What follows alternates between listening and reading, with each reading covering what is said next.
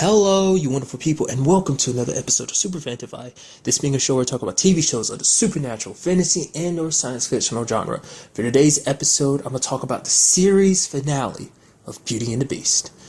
So, I'll admit it, it's weird. I've known for a while, I've known since, it first premiered, okay, this is the final season, the series finale is getting closer and closer, but just when it finally got here, it sunk in gave me a sinking feeling in my stomach, because it made it all too real.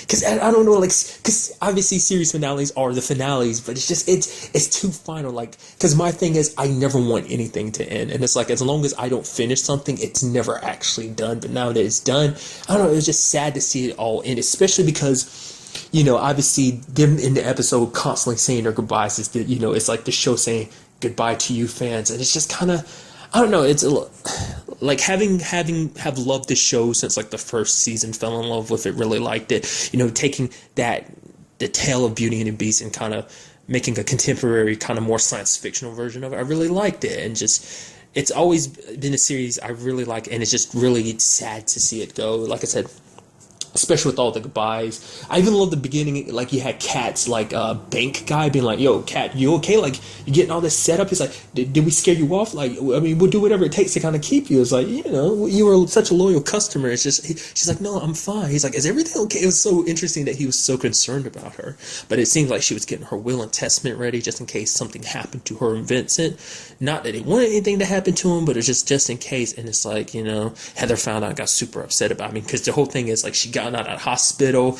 I really like the fact is, some of the doctors had to pick her up and throw her back on the bed. It's get back in the damn bed. And one of the nurses this is the third time. Kyle's there to help her out.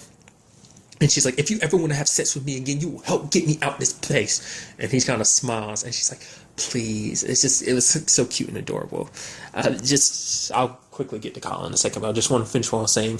And that's, I don't know, just the fact is that you have Heather being like, don't do that. You're planning on dying, aren't you? And Kat's like, I'm not planning on dying, but it's still, we have to be, sensible about this. The reality of it is we could end up dying. So I'd rather you have some kind of security, when it's all said and done, whether me and Vincent are still alive, or, because even if we are still alive, we're going to have to leave. But if we end up dying too, you have to move on. We owe it not just to ourselves, but to you, even to you and JT and Tess, to move on with your lives without us. So that's kind of a hard thing, kind of a hard pill to swallow. And I kind of felt bad for everyone that had to kind of swallow that pill, because you had JT being like, yo, I'm about to lose a brother, because him and Vincent have known each other since they were little. That's his best friend, like I said, brother. And especially because JT's been with him through the most throughout this, even more so than Kat. It's ever since, Vincent came back after, almost getting killed by his unit, that, going in, hiding in the shadows. He's like, I've been by your side through it all, and now I just have to say goodbye to you. It's the hard thing. And you even have Tess, being, when you see Kat almost trying to say the words, but Tess is like, no, don't say goodbye.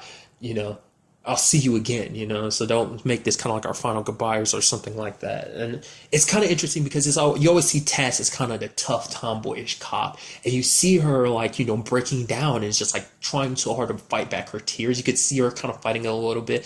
And in the moment Kat leaves, she kind of breaks down. And it just hits you that much harder, because you're just seeing someone tough like Tess break down makes you want to break down.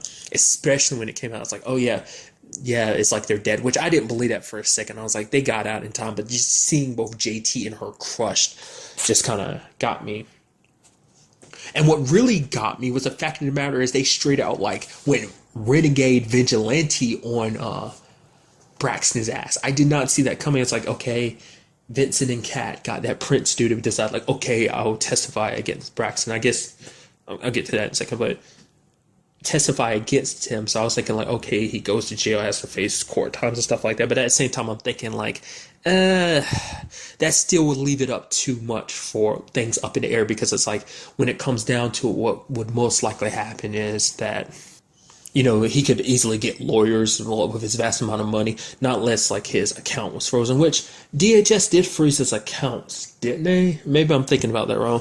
But, it could be a much harder process, but the fact is they straight out killed him, and that's another thing. How did they walk away from that situation with no ramifications? It seems like not less. There's a lot of stuff that kind of got cut out between Vincent and Kat dying till like the funeral and stuff like that. So it's kind of like, how did they get around that? Like, yes, it's understandable why Tess would do that. She's a cop.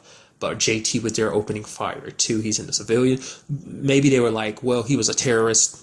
So it's kind of like, okay, we can let that slide, DHS lady never officially gave an apology. She was there at the funeral, but it's just kind of like you could just see JT's words biting at her and just kind of almost like she wants to look away. It's like she had a chance to believe in them and she didn't because she was so adamant about believing the worst in Vince, even when Tess tried to go to her to change her mind one last time. So we didn't get to hear it, but I'm sure with everything said and done, it's like with her being there, it must be like a public, like, everything has been cleared up. It's like, yeah, Vince was actually a good guy. So, which is something I didn't think about in retrospect. It's kind of like him being labeled as a terrorist kind of would shine a bad light on his brothers who died for this country too. So, it's something that just quickly popped in my head.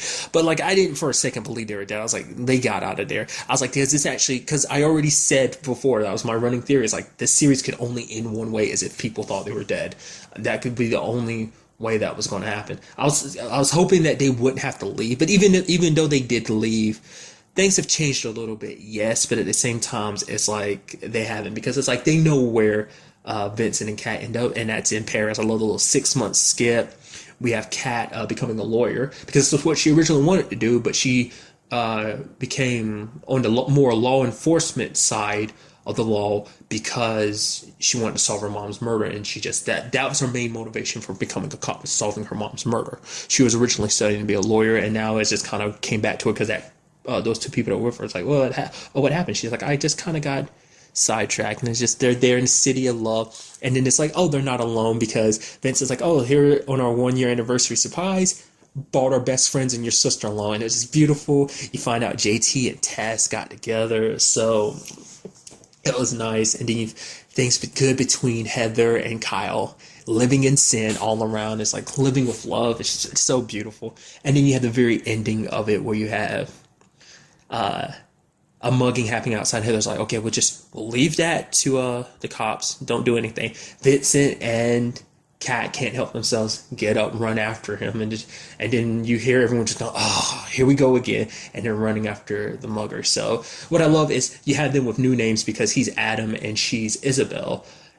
New place, but it's to cement the fact is that even with everything they've been through, they can't change who they are, that they will always be heroes, like trying to do good for people. So that's what it's kind of like. I still don't think they'll ever have to worry about, I mean, you never know, like I still like, the point is to kind of give you the thought of like, there's no way any of that Muirfield stuff is coming back, because the prince was the last one that had any association with it, as well as Braxton, and all that died with him. So the secret never came out. It does make you wonder, does Kyle completely know the truth now? I'd like to think Heather finally brought it up to him. He's like, wait, a beast? What's all that? Which, speaking of Kyle, I have to go back and apologize. The entire season since he first popped up, I was so suspicious of him, thinking like, oh, he's a bad guy, just waiting for the twist. I mean, granted, he did screw them over, when he turned in Kat and Vince, but granted, he had the best of intentions, so, you can't really blame him. He was in the dark about the whole situation. So, but at the end of it, he did want to try and do whatever he could. And I did like when Heather found out that they were still alive, she hopped on him and kind of tackled him to the ground. So that was kind of pretty. So, like I said, I do want to apologize. I just assumed the worst of it. He ended up just being a nice guy, wanting the best for Heather, being the right guy for Heather. So I was thinking by the time we see Heather again, she's like, okay, me and Kyle, we're engaged. Interestingly enough, they're living in Kat's apartment because she signed it over to Heather. Having sex in her bed again. I mean, at least this time it's not really their Kat and Vincent's bed anymore. It's their bed because it's their apartment. Specifically Heather's apartment. But I think they moved in together too, just like JT and Tess did. But still, as they said, it's still a little weird. It's like, because early in the season, Vincent and Kat caught them having sex in her bed. So I don't know. Just overall, a very fantastic series finale. like I said, it still bums me out. Like, I'm glad it has a good and proper ending. That's always what you want for every series, but it still makes you feel a little sad to see it end. Like, I mean, because when you looked at things, you kind of would have assumed season 3 would have been the end. Because I'm surprised it never circled back around, like finding a cure for Vincent. But I guess, after the first cure kind of failed back in season 2, well, it kind of succeeded, but, I don't know, maybe like it was to the point like he grown and became immune to any possible cure like that. Those cures in season 2 are like his last attempt, and now that he's taken them and became fully gained his beast powers back again, like there was no reversing it. Like his body gained an immunity to it. Because it's been a while since I've seen season 2, so since I've seen any of the earlier season 1 or 2, so it's okay. Like, I'm going to miss some details and not remember some other things. So if you do want to like correct me on that, I'm fine with it. At some point, it's going to be a little while, but eventually down the road, I'm just going to rewatch the series from the beginning. I'll probably put a little bit more distance between this and that. I mean, between this and me restarting it, especially because Netflix has all 3 seasons, if I remember correctly. So I could, just wait a little while, wait till that. Oh, I don't know, because Netflix doesn't always keep some series full, like their full status, like all their seasons the entire time. Some shows, I'm getting off topic here. Like I said, nonetheless, really like the ending. Like I said, really sad to see it ending, but like I said, glad it does have a proper ending. I hope to see everyone in the show go off and do other great things. I'd love to see everyone in the show kind of go off and do some other things, so I'd be looking for, give you something else to look forward to in the future. Something just kind of a stupid inside joke in my opinion is like the fact that this show is ending somewhat, not directly, but somewhat around the same time that Supergirl is coming to the network. Obviously that's next month, was like 2 or 3 more weeks. So nonetheless, I think it's kind of interesting because you have Kristen Krayuk, which is, I don't know how to pronounce her name. I don't think I've ever learned how to properly pronounce her name. Nonetheless, Lana from Smallville, making her CW exit, around the time Supergirl is making her CW debut. I know it's something stupid to think. Like, it popped in my head because I was seeing the previews. It's like, oh yeah, Supergirl starts October.